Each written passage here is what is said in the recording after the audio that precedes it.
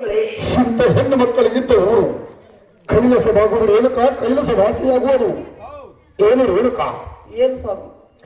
ಉಬ್ಬಿದ ಕಬ್ಬನ್ನು ಕಡಿದು ಗಾಳಿಯಾಗಿ ನೂಕಿದರು, ಹಿಂದಿ ಹಿಪ್ಪೆಯಾಗಿ ನುಡಿಸಿದರು, ತನ್ನ ಗುಣವೇನ ಬಿಡಲಿಲ್ಲ. ಬಂದ ಪಾಕುಳ ಸಕ್ಕರೆಯಾಗುವುದು ಏನು ರೇಣುಕ? ಏನು ಸ್ವಾಮಿ? ಬಂಗಾರವನ್ನು ಬೆಂಕಿಲಿಟ್ಟು ಕರಗಿಸಿದರು, ಏಟು ತಿಂದು ವಸ್ತ್ರಗಳು ಆಗುವು ಏನು ರೇಣುಕ? ಏನು ಪತಿದೇವ್ರಿ? ನಿನ್ನ ರೋಗ ಎಲ್ಲಿ ನಿವಾರಣೆ ಆಯ್ತು ಅಲ್ಲಿಗೆ ಹೋಗು. ಎಂದ ಪವಿತ್ರವಾದ ಆಸನದಲ್ಲಿ ನಿನಗೆ ಸ್ಥಳವಿಲ್ಲ.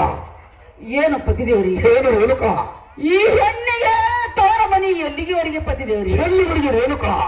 12 ವರ್ಷವರೆಗೆ ತವರ ಮನಿ. 12 ವರ್ಷ ಮೀರಿ ನಂತರ ತಾಯಿ ಇಲ್ಲ, ತಂದೆ ಇಲ್ಲ.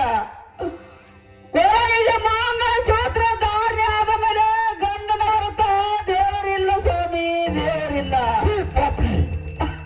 ನನ್ನ ಪವಿತ್ರವಾದ ಪಾದನ್ನು ಮುಟ್ಟಿ ಯಾವ ಪಾಪಕ್ಕೆ ನೀನು ಗುರಿಯಾಗಬೇಕೆಂದಿರದೆ ಏನು ರೇಣುಕ? ಏನು ಸ್ವಾಮಿ? ನಾನು ನಿನ್ನ ಬಿಟ್ಟು ಹೋಗಲಾರೆ ಸ್ವಾಮಿ, ಹೋಗಲಾರೆ.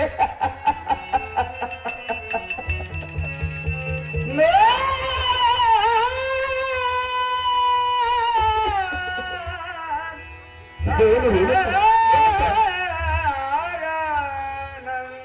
ನನ್ನ ಪವಿತ್ರವಾದ ನಿಯಮವೂ ಕೂಡ ಉಳಿಯಲಿಲ್ಲ ರೇಣುಕ. ಏನು ಸ್ವಾಮಿ? ನಿನ್ನ ರೋಗ ಎಲ್ಲಿ ನಿವಾರಣೆ ಆಯ್ತೋ ಅಲ್ಲಿಗೆ ಹೋಗು. ಇಲ್ಲವಾದರೆ ಇದು ಒಂದು ನಿನಗೆ ಅಘೋರವಾದ ಶಿಕ್ಷೆ ಆದರೂ ನೀಡುತ್ತೇನೆ.